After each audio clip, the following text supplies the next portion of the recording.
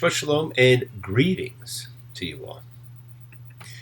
Here we are in the great season, the holiday of miracles.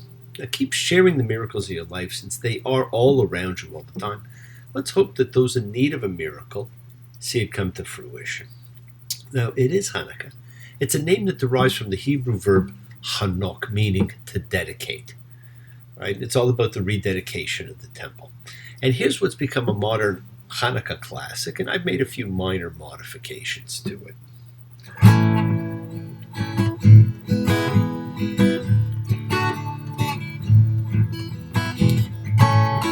Put on your yarmulke, here comes Hanukkah. It's so much funukkah to celebrate Hanukkah. Hanukkah is the festival of lights. Instead of one day of presents, we have 8 crazy nights. When you feel like the only kid in town without a Christmas tree. Here's a list of people who are Jewish, just like you and me. Neil Diamond lights the menorah. So does Ferris Bueller, Larry David, and others you adore. Guess who meet together at the Carnegie Deli? Robert Zimmerman, Paul Simon, and Peter Coyote. As the world over, people gather to light the menorah. Let us all come together as a like-minded group in the collective consciousness of seekers showing faith and love, a community, a chavura fellowship. The whole world becomes a fellowship lighting the menorah for these 8 days. As we express our nature of kindness, compassion, thoughts, feelings, hopes, dreams, and wishes that unites us all. This community, house of spirit, Beth Ruach, sharing, bringing light, keeping fear at bay. And there's a lot of fear going around right now. So once again, go ahead, invite everybody in. Whoever you can physically, the rest digitally, psychically, emotionally, spiritually, any way that you can to gather and share. From Psalm 133, the Hine Matov, come together. Hine Shevet Achim Gam Yachad. Hine Matov Shevet Achim Gam Yachad. How good, how pleasant it is for brothers and sisters together. Community. Community. Community. Together. Let's all spread love, goodwill, and fellowship to the world. Remember, friends, this is your sending out just a little bit of, space in your sacred time, your sacred space to honor and converse with whoever, whatever you happen to believe in, and we all believe in something. It's a part of your intention, your kavanah, that you put out to the universe. Think of it as your goodwill. Let's take some time now to send some of that goodwill, some light and some healing out to those in the world who need it. The world needs it. Think of anybody you know that needs it. Healing and renewal for everybody. Flow through space, finding those in need. So send it out.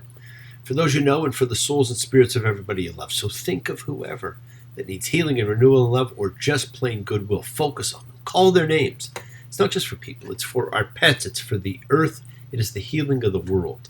The tikkun olam that we talk about, that is part of our spiritual genetic makeup. It is the role we each undertake to help heal the world. So let's send thoughts and energy for health and renewal for everybody in need. For those in our hearts and our minds. For Adrian, Margaret, Frank, for Maria and Lisa. For John and Karen. For Bob, for Dan, for Nina and Tally. And for Devorah. Friends, it is the kindness, healing, wishes, goodwill, and love we all send out. It circles the world, finding those in need. So thank you, each of you, for all you do, for all you care, because the world's a world of spirit, and spirit, my friends, never dies.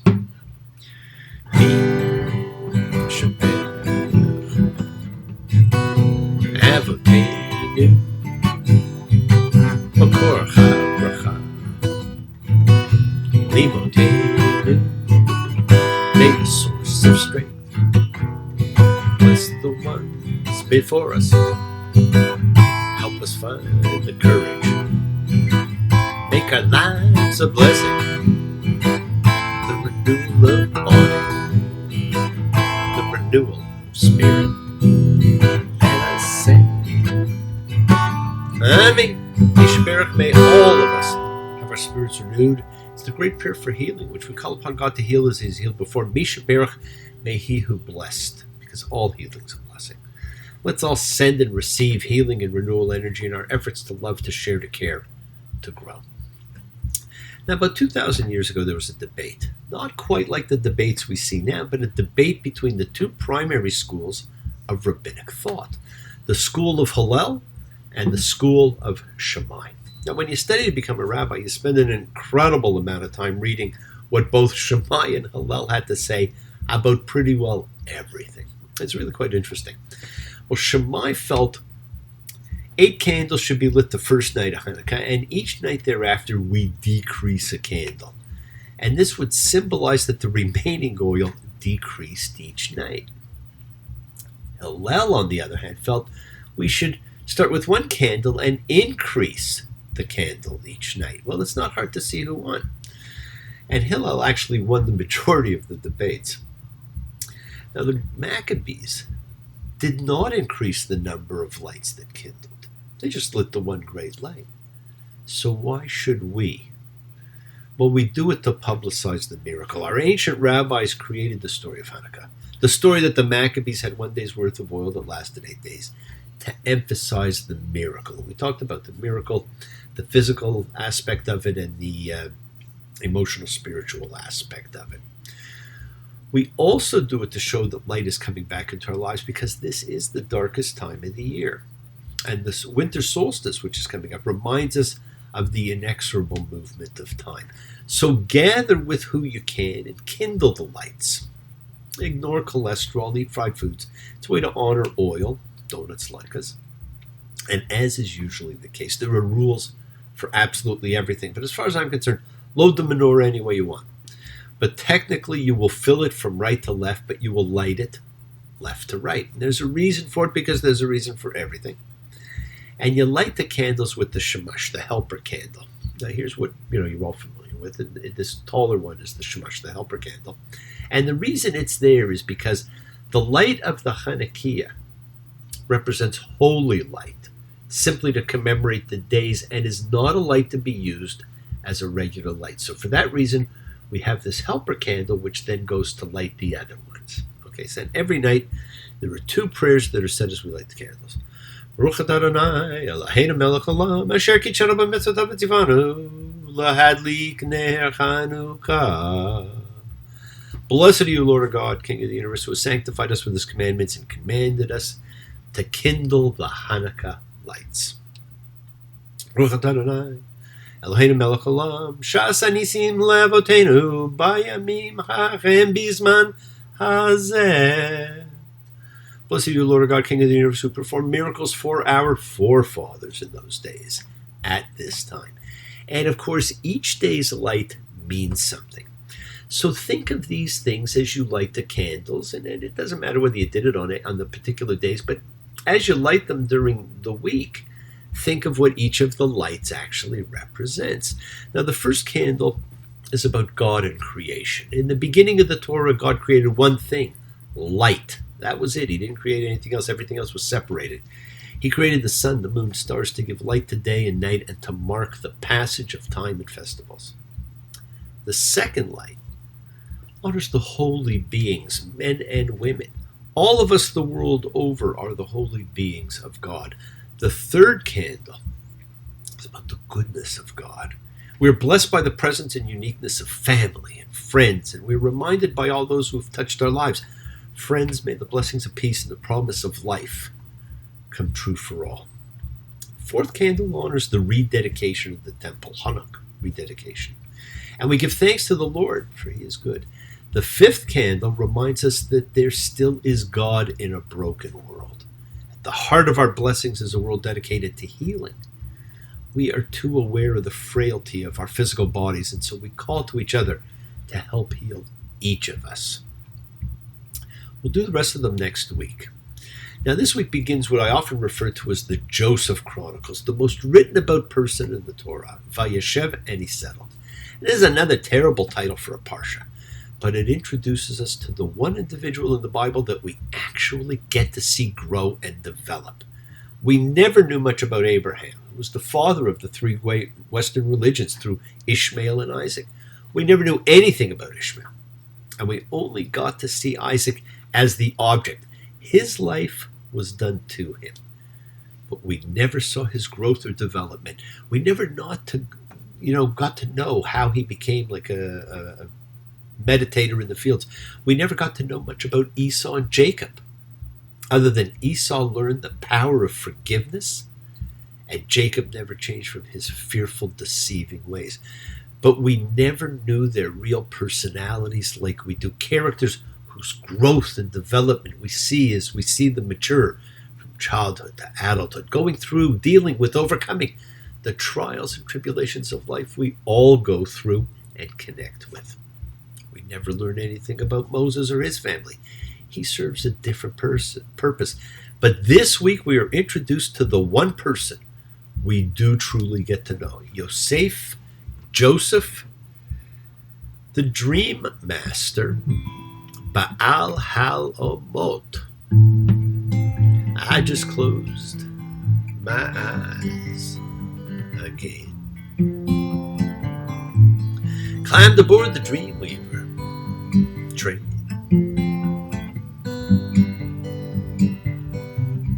Driver, take away my worries of today.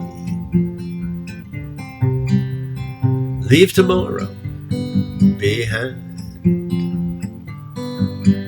Oh, dream weaver, I believe you can get me through the night. Oh, dream weaver, I believe we can reach the morning light. We love stories about dreams. We all dream. We all want to know what they mean. And we are inundated this week with 4 of the most famous dreams in history. And I know it, Joseph, a great dream master. One of the best, actually. Well, we meet the young lad at 17, Genesis 37:2. This is the lineage of Jacob. Joseph, 17 years old, was tending the flock with his brothers, and Joseph brought ill report of them to their father. And Israel loved Joseph more than all of his sons. Okay, so what do we know? We're meeting him at 17. He's a stool pigeon. He's the most favored. What a great dad. The brothers have some genetic traits passed on, but a lot of learned ones too. So do not be surprised by the brothers' later behavior to this fine fellow. We see it develop quickly. Genesis 37:14. And he said to him, "Go, see how your brothers are and how the sheep are. Bring me back word." Well, we all know that Jacob bestowed a special gift on Joseph. Genesis 37:3. And he made him an ornamented tunic, ketonet pasim. Not a coat of many colors, but that's the term that is developed over time, and that's the one we'll continue to use, but it's not what the words actually meant. Now the brothers see the spy coming to them. Genesis 37:4. And his brothers saw it was he their father loved more than all his brothers, and they hated him. And they could not speak a kind word to him. And Joseph dreamed the dream and told it to his brothers, and they hated him all the more. This tells you a lot already. They tell you they hated him. And the dream only enhanced their hatred for him. In fact, they hated him so much they couldn't even say hello to him. Think about that. Think about that level of hatred that you don't even want to say hello to somebody. Maybe if they'd ever gotten to know their uncle Esau, they would have learned to forgive, not hate, and been at peace, not bitter. The story of Joseph really begins with these 2 dreams that he tells his family.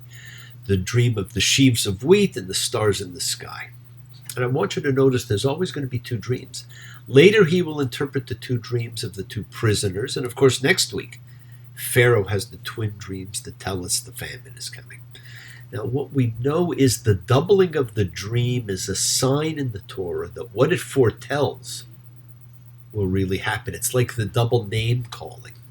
It means a key event and the person's life is taking place. So Jacob has sent Joseph to spy. Genesis 37:18. They saw him from a distance, and before he came close to them, they conspired against him to kill him. Now that's a lot of hate. They want to kill him, but instead they throw him in a pit. Now in this way they have plausible deniability. They didn't kill him, but he will certainly die there. But instead they end up selling him. They might as well get some money for the effort. Genesis 37:26. And Judah said to his brothers, "What profit is there if we kill our brother and cover his blood?" So Joseph is taken from the pit and sold to a caravan heading to Egypt. And keep in mind the amount that the brothers get for Joseph when you read this. It is an amount you will see again. And I want you to think about how delicate the twists and turns of fate actually are. Que sera, sera. Whatever will be, will be. Future's not ours to see. Que sera, sera. What will be, will be. Now this is where karma comes back into the story. I told you the story of Jacob and Joseph is really the story that you really see of unfolding karma. The brothers decide to deceive their deceiving father. They take the coat of many colors, they smear it with goat blood and send it to Jacob. The man who took his brother's clothes and a meal of goat to deceive his father from the blessing that belonged to his brother. And this is going to show Jacob that Joseph was killed by a wild animal. History now changes. Genesis 39:1. Joseph was brought down to Egypt, and Potiphar, courtier of Pharaoh the high chamberlain, an Egyptian man, bought him from the hands of the Ishmaelites who had brought him down there. And his Lord saw that Yahweh was with him, and Yahweh made everything he was doing successful in his hand. Jacob's home mourning the death of his son. His son has now been brought down to Egypt and sold to Potiphar. Now, at this time, we didn't know that God's name was Yahweh. And I was always struck by this line because it suggests it was the same God for both. Right? Potiphar saw he who causes to be favored Joseph, and therefore he treated him differently. He's treated well. He runs the household, but catches the eye of Potiphar's wife, who wants him. She tries to entice him. He resists. She accuses him of attacking her, and he gets imprisoned. They sat together in the park. As the evening sky grew dark, she looked at him and felt the spark tingle to his bones. It was then he felt alone, wished he'd gone straight, watched it for a simple twist of fate. Genesis 39:20. And Joseph's master took him, placed him in the prison house, the place where the king's prisoners were held, and he was there in the prison house. God was with Joseph and extended kindness to him and granted him favor in the eyes of the prison house warden. God was with him. And we've begun seeing the change that takes place, the maturity, the growth of Joseph. In prison, he meets the cupbearer and baker of Pharaoh, who just recently got in prison. Genesis 45. And the two of them dreamed a dream, each his own dream, on a single night, each a dream with its own solution. They said to him, "We dreamed a dream, there's no one to solve it." Joseph said to them, "Are not solutions from God? Pray, recount them to me." He has grown. He had no insight into his two dreams which began this journey, but now he knows where solutions come from. And he tells them both their meaning. And he has a simple request. "But if you remember I was with you once it goes well for you, do me the kindness, pray, to mention me to Pharaoh and bring me out of this house." I want you to note that phrase too. Bring me out of this house. Joseph's words to describe his liberation from his enslavement in Egypt anticipate the description of the children of Israel's liberation from bondage in Egypt in the opening words of the Ten Commandments. who brought you out from the land of Egypt from a house of slaves. So Joseph makes his simple request, but the chief cupbearer did not remember Joseph. No, he forgot him. Yes, my friends, the world is sacred. So is everything in it. Express your gratitude, light a candle, make a wish. Celebrate your life and the lives of those you love. Share your feelings with them. Live free, be free, honor your freedom. Be well, be happy, and be blessed. Go and read this section. It's fantastic. And share and honor the light and all who live in the light and continue to shine. Continue to send everybody you know goodwill and love. Pray for peace and freedom for everybody. An end to terror and hatred. Remember, friends, we are a community. We learn together. We celebrate each other. We love each other. We share this ride together, men and women equally.